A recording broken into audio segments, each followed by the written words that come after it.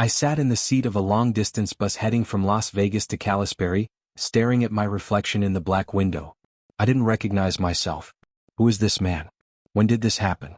When did I become so repulsive to her that she ran into the arms of another? My name is Oscar and I'm a travel curator. I organize meaningful trips for people who dream of changing their lives somehow.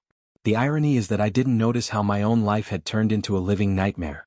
I arrange vacations for others to escape their routines, to find meaning in exotic locations and unfamiliar cultures. Yet I couldn't arrange a single moment of clarity for myself when it mattered most. Everything started ordinarily enough. Fashion Show Mall in Las Vegas, autumn of 2019. I was conducting a presentation showing photos of Malaysia, Thailand, talking about wooden villas above turquoise water. People passed by, a few stopped to listen. Then she approached, Vanessa. Black hair, confident smile, eyes that dreamed of adventures. I remember the exact moment.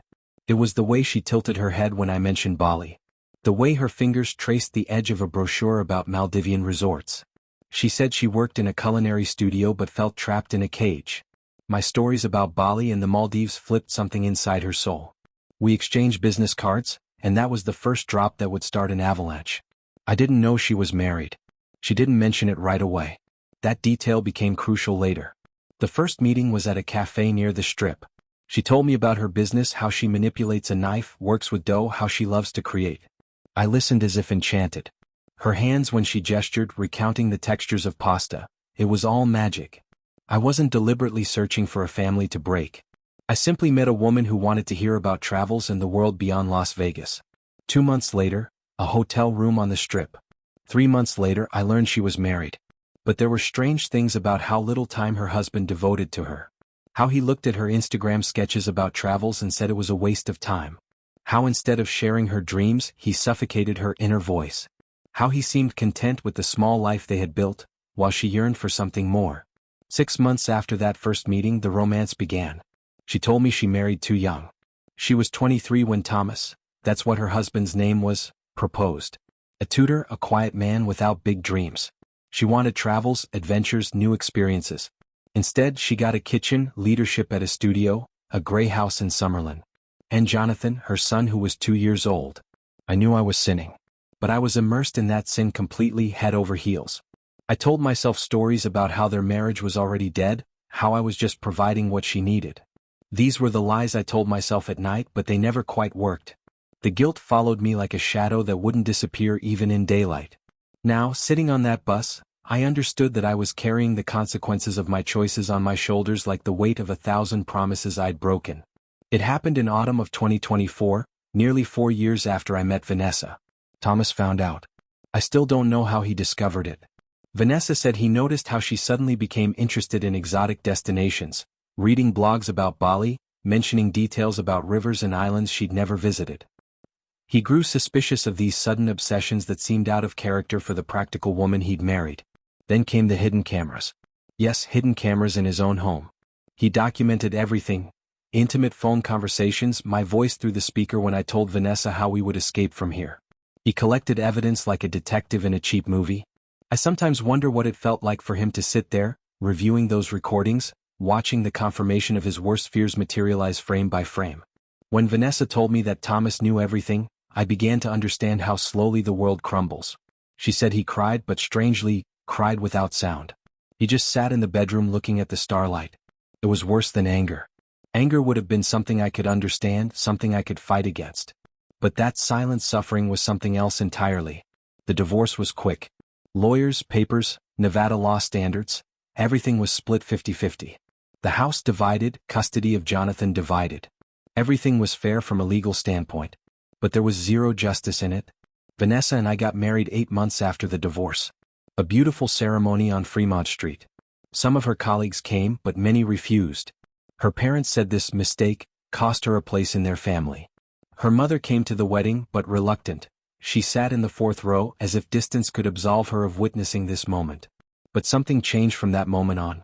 Something started to work against us. Don't forget to subscribe to this channel and click like if you enjoy this story. I always read your comments and analyze which stories you like best so that I can create better stories. Thank you. I will continue the story. The first thing was an anonymous letter to the tourism company where I worked. About how I use business contacts for personal relationships. The company conducted an investigation and I was called to the office. I received an official reprimand. My manager looked at me like a mosquito he wanted to crush. I was warned that the next mistake would be critical. Then came the reviews on tourism websites. Anonymous but very specific. About the unethical travel curator, who forgets about clients to pursue women. My reputation began to fall. People who previously booked tours through me now chose others. My income dropped by 20%. I knew who was doing it. I knew from the first days after the divorce. Thomas started working against both of us, but his methods were clever. Not illegal, just clever. He used what people love most, gossip. He spread information among his students' parents about how he was a tutor with a difficult life, whose marriage fell apart because his wife ran away with a questionable person. He didn't lie. He just told the truth in a form that made him the victim. With Vanessa it was worse. Her culinary studio suppliers suddenly began demanding payment in advance instead of normal terms. Contracts she had with hotels simply weren't renewed. One hotel where she'd worked for nearly 5 years just wrote that they were finding another supplier. No explanation. But Vanessa knew. She could feel it. Months passed and I watched my wife break. She started hiding, stopped posting on social media, didn't answer invitations from friends. The culinary studio lost 40% of its clients. She tried to fight, but you could see she was too exhausted. Small cuts, every single day, from people she thought were friends or at least professional partners. And then came the local parenting groups on Facebook. Thomas started telling the story publicly. Without names, but it was easy for people to figure out who it was. About the unstable woman who abandons her child for adventures. About how she chose romance over being a mother. The details became bitter when other mothers started sharing this information. I watched as some of Vanessa's acquaintances began ignoring her. But the worst part was that Thomas wasn't lying. He was just presenting the truth in a distorted light. Then an anonymous blog appeared. The Travel Curator Who Destroys Families. There were detailed accounts of me, how I destroy strong marriages, how I steal wives. Some clients I'd known for years suddenly asked me not to visit their homes. One old man whom I'd guided through Thailand even wrote a detailed negative review for my company. He wrote about how people with moral deficiencies shouldn't be guides. My company noticed this. In May 2025 I was fired. The official reason was staff reduction. But we both knew the truth. I became an unemployed man with experience but the reputation of a toxic person. No one in the Las Vegas tourism industry wanted to hire me. I applied to 3 companies. Each time the interviews went well until they looked me up online. Then the atmosphere shifted. I could see it in their eyes, the moment they decided I was more trouble than I was worth. Vanessa suffered too. Her parents came to visit Jonathan, but the relationship was cold, like a glacial period. Her father asked how she could be so selfish. Her mother said nothing, but that silence was worse than words. I watched it wear on her, this judgment from the people she loved most, the people who should have been her refuge. Jonathan rarely asked about his father. He was 2 when the divorce started, now almost 5. Thomas had him on weekends and the boy loved his father. But I saw how Vanessa suffered from this split in her child's soul. She was caught between wanting her son to have a relationship with Thomas and hating Thomas for what he was doing to their lives. Then I saw him. In November 2025. I was jogging in the morning near the lake in Summerlin. With unemployment I had plenty of time. I started immersing myself in sports to escape reality. On the track near the beautiful park I saw him, Thomas. He was jogging and I didn't recognize him at first. This was a different man. Thin, athletic with sculpted muscles. He wore expensive designer sportswear from premium brands. His running was precise, graceful, like that of an athlete, not an ordinary tutor. His transformation was almost supernatural. When we passed each other he recognized me. His look was cold and at the same time full of something I couldn't define. It wasn't ordinary anger. It was the look of someone who has a plan. Then I learned about his new partner. Caitlin, Thomas's sister, mentioned it on her Instagram. A young woman, a lawyer working in immigration law. They moved together to a more expensive house in a prestigious part of Summerlin. Photos from the newly built house with a pool appeared online. How was this possible if he was living on a tutor's salary? I understood it too late. Thomas received compensation from the divorce, half the value of the house that he divided with Vanessa. But he didn't spend this money on pleasure. He'd planned everything. A new house not far from where Vanessa lives. A new image, new status, a new woman. Everything was part of a bigger plan. I heard about it from Vanessa, who heard it from one of the moms from Jonathan's school. Thomas began jogging regularly past the old house. Not by accident. The time of his runs was the same time when Vanessa often went outside with Jonathan on the way to school. A few times he passed just a few meters from them. Vanessa said she didn't understand it at first. But I saw how she reacted when she told me about it. She was seeing the transformation. A man she'd left overweight who worked as a tutor and played video games, she now saw as an athlete living a hot life with a new woman. She was seeing the before and after, and it was tearing her apart. Something broke inside Vanessa. She started asking herself what she had lost. Not love, she never truly loved him. But possibility, stability, a man who had transformed into something greater. I watched her face when she saw him with his new partner at a restaurant. She said nothing for an hour after. Just sat there, stirring her coffee, not drinking it. In December 2025, I got a job at a small tourism company in Phoenix. It was 2 hours from Las Vegas, lower pay, smaller company, but they hired me. They didn't know the whole story. I debated whether to tell them, but I couldn't bring myself to do it. Every job interview had already become a confession, and I was tired of explaining myself. Vanessa stayed in Las Vegas. The culinary studio's accounts were declining, and she talked about closing it. Her parents didn't visit as often anymore. Friends were silent. It seemed like everything she'd clung to was crumbling in her hands. Today I'm sitting in a square in Phoenix, drinking coffee and reading messages from Vanessa. She writes that she completed menu design work for a restaurant in Las Vegas. Ordinary work. Pay lower than before. But it's something. It means she's not completely giving up. She also writes about seeing Thomas with his new partner at a restaurant. They looked happy. But Thomas, according to her, often looked at the door as if waiting for someone. I know I'm not the hero of this story. I made the wrong choices. I was part of something fragile and intense. But I can also tell you that revenge is a cold meal that tastes better than snow on a night of confessions. Thomas achieved his goal. He regained control of his life. He changed himself not for himself, but to show Vanessa what she had lost. She felt abandoned not only in the divorce but in the wave of realization that the man she thought was weak turned out to be stronger than her. That he didn't need her to become better, he did it anyway. That was the final blow. Vanessa told me once, I thought I was running towards something. But it turns out I was running from myself. This was in autumn of 2025, almost a year after the divorce. She said this in her small culinary studio office, which now had only 3 permanent clients. I don't know what comes next. Vanessa and I are still together. But the tension between us, it's not sympathy, it's the residue of what we did wrong. We are married but not out of love. We're together because we were compromised by our shared secret. Some nights I understand that Thomas won. Not because he no longer loves Vanessa. I'm certain he still has feelings for her despite everything. He won because he changed himself. He became the man she dreamed of, but too late. I drive to Las Vegas every month to be with Vanessa. Every time on the road I pass by the lake where I saw Thomas running. Some nights I think about starting over, but it's already too late. The weight of everything settled on my shoulders like a heavy fog that wouldn't lift. I started going to therapy in early 2026. Trying to understand what had driven me to make such destructive choices.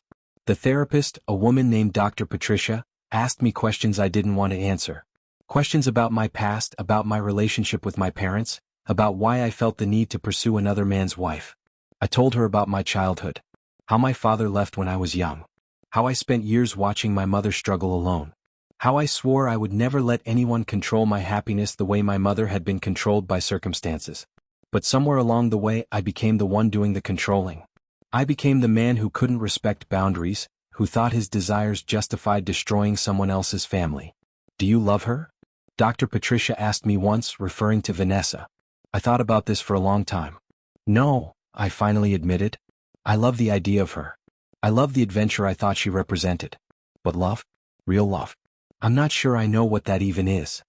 Vanessa, meanwhile, was trying to rebuild her culinary studio. By spring of 2026, she had hired 2 new staff members and they were taking small contracts again.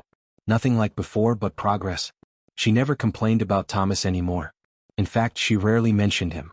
It was as if she'd decided to simply accept that part of her life as a closed chapter that she couldn't rewrite. But Thomas was still running. Every morning at the same time along the same route. I heard about it from Vanessa, who heard about it from other people in the neighborhood. He'd become something of a local figure. The dedicated runner who transformed himself. People didn't know the full story. They just saw a man who woke up every day and pushed himself harder. One day in March 2026, I was back in Las Vegas for the weekend.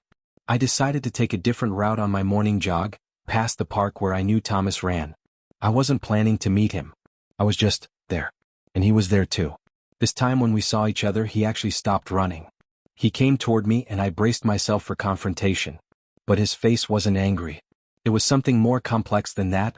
It was weary, disappointed, like he was looking at someone he didn't recognize. "You're still here?" he asked.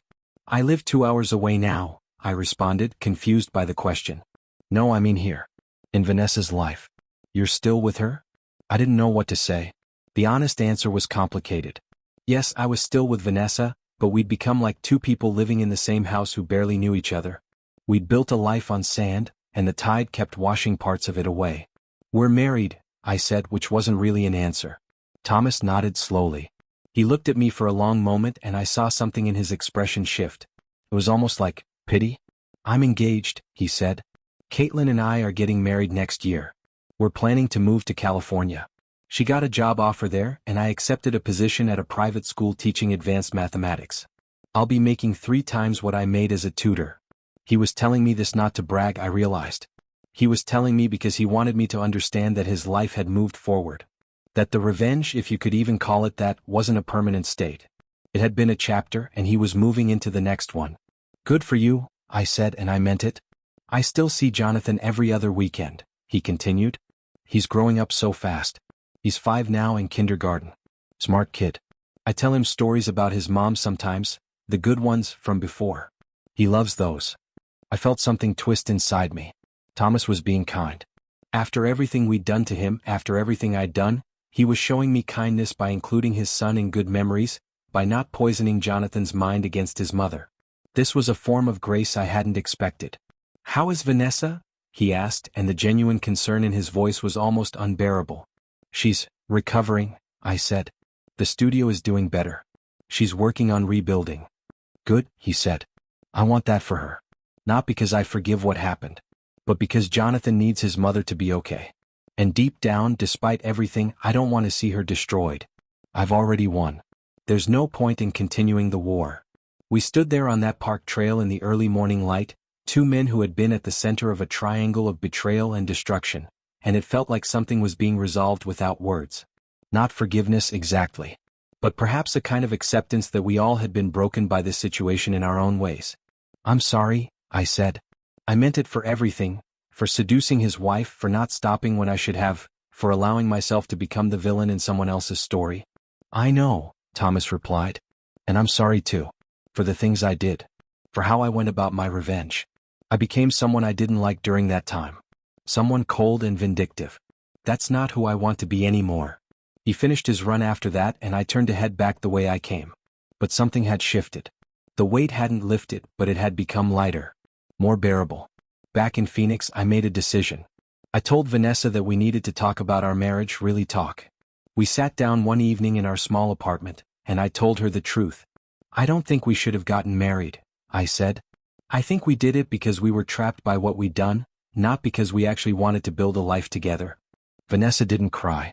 She just nodded slowly as if she'd been waiting for me to say this, waiting for someone to voice what she'd been feeling. "I know," she said quietly. "I've known for a while. But I didn't know how to say it without feeling like a failure. Another failure. After everything. What if we didn't look at it as failure?" I asked. "What if we looked at it as 2 people who made mistakes trying to find their way forward? What if we could be honest about what this was, a mistake built on other mistakes, and still treat each other with respect?" We started the divorce process in May 2026.